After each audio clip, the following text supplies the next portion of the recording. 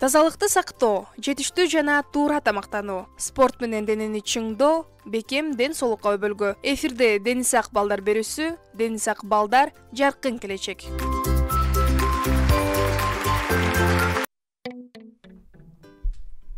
Саламатсыңарбы достор, эфирде Дениз Ак балдар күчтүү мамлекет берүүсү. Бул жолу биз силерге өздүк гигиена тууралуу маалымат беребиз.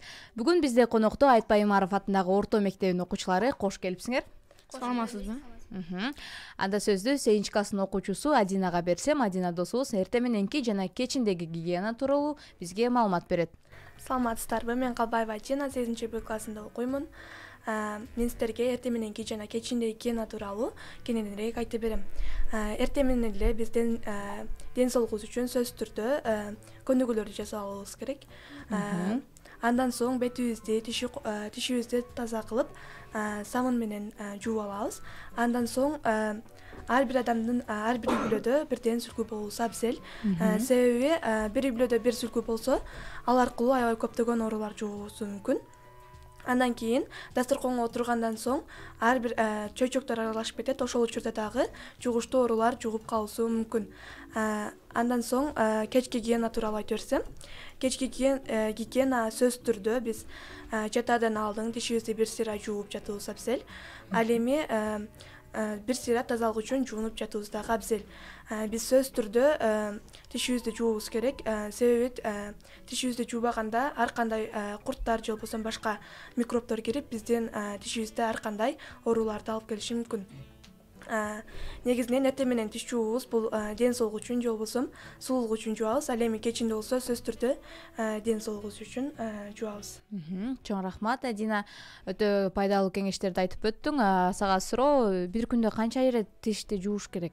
1-2 жолу тиш жуубуз керек. Жана дагы айттың, ден соолугубуз үчүн спорт менен дагы алектенип турушубуз керек деп. Бир күндө канча мүнөт көнүгүү жасайсың сен? Ооба, сөзсүз түрдө спорт менен машыгып турубуз керек. Бир күндө 10 мүнөттөн кем эмес убакытты алып көнүгүү жасап турубуз абзел. Сен жасап турасың демек, Ооба. Азаматсың. Адина, анда кезекте Гулизага берсек. Гулиза бизге мектепте жана коомдук жайдагы гигиена боюнча маалымат берет. Салам достор, мен Бахридинова Гулиза, 7-нчи класста окуймун.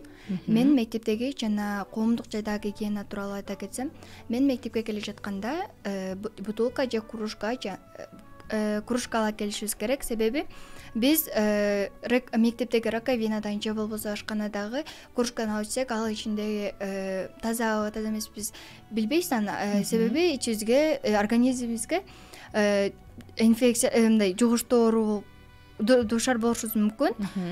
Ал эми коомдук жайларда болсо биз консервленген же болбосо бети жабылган, капкак менен жабылган сууну ичишибиз керек. Себеби биз ал бети ачык калган же консервленбеген сууну ичсек, өзүбүзгө сарык оорусу жана ич өткөк ооруларына келиши мүмкүн.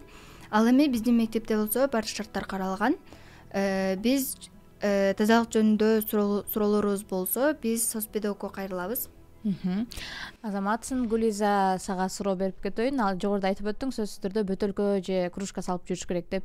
Өзүңдүн жаныңа дайыма мектепке барганда бөтөлкө же кружка салып алып барасыңбы? Ооба, алып жүрөм. Азаматсың, өтө кызыктуу маалыматтар топтоп келипсиң, мыктысың. Анда кезекти Нуржанга берсек, ал бизге ашканадагы гигиена боюнча айтып берет. Салам достор, бүгүн мен силер менен Маматов Нуржан, 7-нчи класстын окуучусумун. Мен бүгүн силерге ашканадагы өздүк гигиена тууралуу маалымат топтоп келдим. Жана ашканадагы тамак аш бул адамдын жашоосу үчүн маанилүү болуп саналат.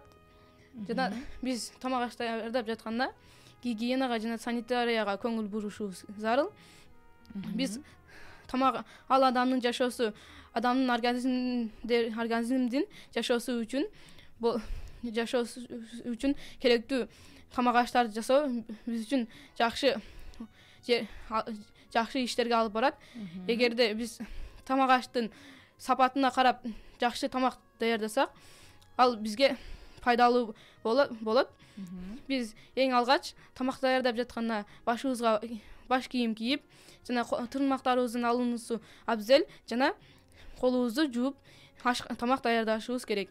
Андан соң биз тамак даярдап жатканда ар бир идишти ар кайсы азыктарга бербей ар кайсы азыктарга колдонушубуз керек. Мисалы эт, балык, нан жана башкалары. Биз тамак даярдап бүтүп, аны муздаткычка же тоңдурушка коердон алдын айнек идишке салып же тарелкага салып, бетин пленка менен ороп коюшубуз керек. Тамак даярдап бүткөндөн кийин аны белгилүү гана мүнөткө сакташыбыз керек. Андан ашып 2-3 күн болуп кетсе, бизге зыян келтирет. Канчалаган микробдор оозубузга кирип кетиши мүмкүн. Жана тамак даярдап бүткөндөн соң биз иштеген жерди тазалыгына көңүл бурушубуз керек. Чоң рахмат Нуржан, туура айтасың, сөзсүз түрдө жогоруда айтылган кеңештерди пайдаланышыбыз керек. Сага суроо берейин, үйдө ашканада апаңа кантип жардам бересиң? Ушу жогоруда айтылган эрежелерди сактайсыңарбы? Апама мен азыктарды алып келип, жардамдашып, жардам берем. Жана ашканага биз тамакты туура жакшы тамак жасайбыз. Айтып өткөндөй баардык маалыматтарды колдонобуз. Жана биз санитарияга жана гигиенага чоң көңүл бурабыз. Чоң рахмат. Анда кийинки кезекте бизге Нурмухаммед досубузга берсек, колду качан жана кантип жууш керектиги боюнча айтып берсин. Салам достор, менин атым Нурмухаммед. Мен силерге бүгүн колду качан жууш керектигин айтып берем.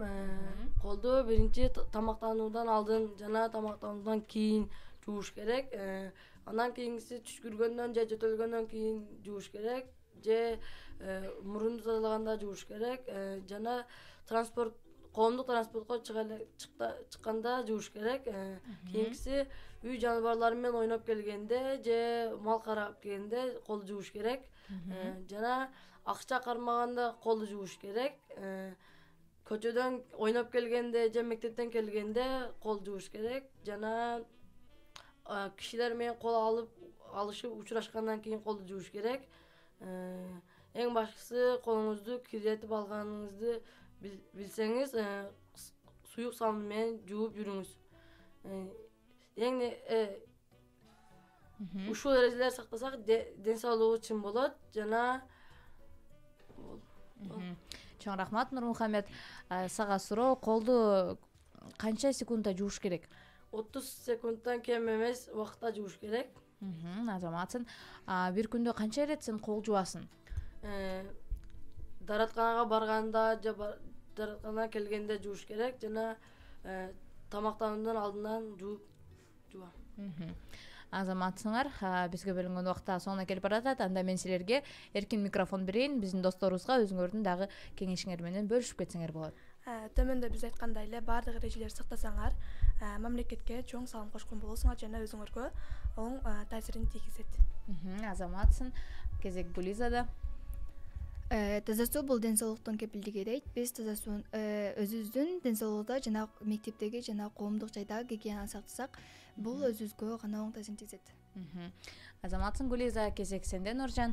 Тамак аш бул адам жашоосу үчүн маанилүү болуп саналат. Ошондуктан биз ашканага киргенде санитарияга, гигиенага көңүл бурушубуз абзел. Биз ашканага кирерден алдын колубузду жууп кирбесек, андагы колубуздагы микробдор тамак ашканда өтүп сиңип калышы мүмкүн. Жана ички органдарыбызга да кирип зыян тийгизет. Азаматсың. Кезек Мухаммедте.